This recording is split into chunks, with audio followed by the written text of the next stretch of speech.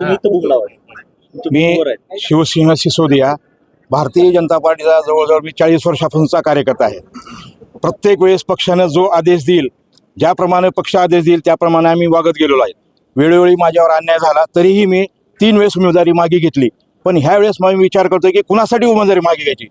जर प्रत्येक वेळी जर आयात उमेदवार येत असेल आणि स्थानिकच्या लोकाला, जुन्या निष्ठावंत लोकांना जर न्याय मिळत नसेल, त्यांच्या न्याय हक्कासाठी मी प्रभाग 8B मधून, जो की भारतीय जनता पार्टीमध्ये असताना काँग्रेसमध्ये प्रवेश केला आणि काँग्रेसमध्ये जात असताना भारतीय जनता पक्षाचा ध्वज पायदळी तुडवून जो पक्ष प्रवेश करतो आणि त्याला जर काहीतरी आर्थिक व्यवहार करून जर पार्टी पक्षामध्ये घेत असेल आणि पक्षात घेऊन जर त्याला तिकीट देत असेल तर त्या उमेदवाराच्या विरोधात माझी उमेदवारी पक्की आहे. आणि मी निष्ठावंत कार्यकर्ता म्हणून जनतेच्या समोर जाणार आहे. निष्ठावंत कार्यकर्ता आणि डुप्लिकेट कार्यकर्ता ती जनता ओळखेल आणि मला भरभरून मतदान करेल, मी जिंकल.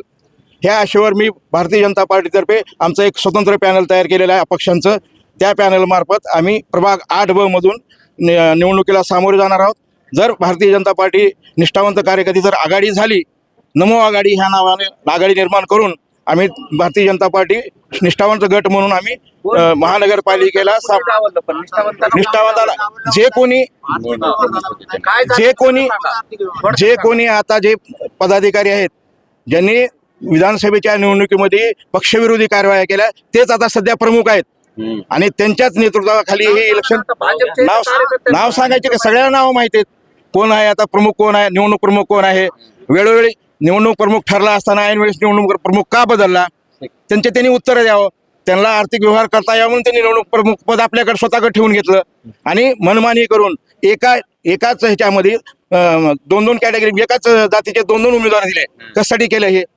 जवळजवळ 27 ते 28 उमेदवार एकाच जातीचे असताना माझ्याकडे तर ऐन वेळेस उचलून आणून उमेदवारी दिली आणि मी AB फॉर्म येईल म्हणून वाट बघत बसलोय. दुसऱ्या उमेदवाराला उमेदवारी दिली, त्याची उमेदवारी फायनल केली.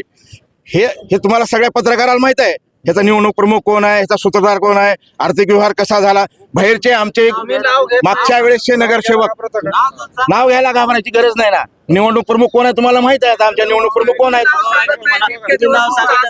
संभाजी पाटील यांनी दबाव टाकून आणि निष्ठावंत कार्यकर्त्याला डावलून त्यांच्या बगल बच्चाला उमेदवारी दिली. जस्त्यांनी आपापला औषधाचे आमदार असो किंवा आपा असो, जस्त्यांनी आपापली उमेदवारी जस्त्याच्या कार्यकर्त्याला घेतली. निष्ठावंत भाजपच्या कार्यकर्त्याला डावललं. दबाव आहे का तुमच्यावर कार्यकर्त्यांवर? आमच्यावर कुठलाच दबाव नाही. आम्ही कोणाचा दबाव मानत बी नाही आणि कुणी आमचा नेता नाही. आम्ही त्यांचे नेते आहोत. कारण 40 वर्ष पक्षात घातलेत आणि आता ऐन वेळेस त्यांनी एका जातीला टार्गेट करून, माझी जात आता दिसली का तुम्हाला? ज्यावेळेस मी काम करतो, कार्य करतो त्यावेळेस मला माझी जात दिसली नाही. त्यावेळेस चालतो शिवाशिसोदिया, फेटे बांधायला शिवाशिसोदिया चालतो. पण इलेक्शनच्या वेळेस कुठल्या तर ऐन वेळेस जातीचा माणूस घेऊन यायचं आणि त्याला उमेदवारी द्यायची, ही कुठला न्याय आहे?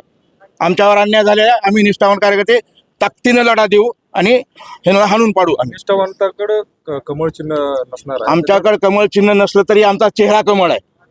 जो आमचा उमेदवार, माझ्या विरोधातला जो उमेदवार आहे त्या उमेदवाराला जरी कमळ असलं तरी डुप्लिकेट कमळ आहे. ओरिजिनल कमळ इथं आहे. शिवाशिसोदिया बाहेर फिरला की आम्हाला कमळ सुद्धा लावायची गरज नाही. लोक ऑटोमॅटिकली म्हणतात की हे भाजपचे म्हणून मी त्याच्या विरोधात माझी उमेदवारी आहे. ज्याने पक्षाचा अपमान केला आणि त्याला तुम्ही उमेदवारी देताय, कुठल्या निकषावर तुम्ही उमेदवारी दिली.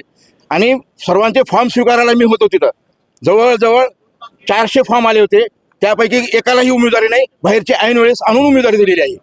बस, ओके. तुमचा निर्णय फक्त काय झाला ना,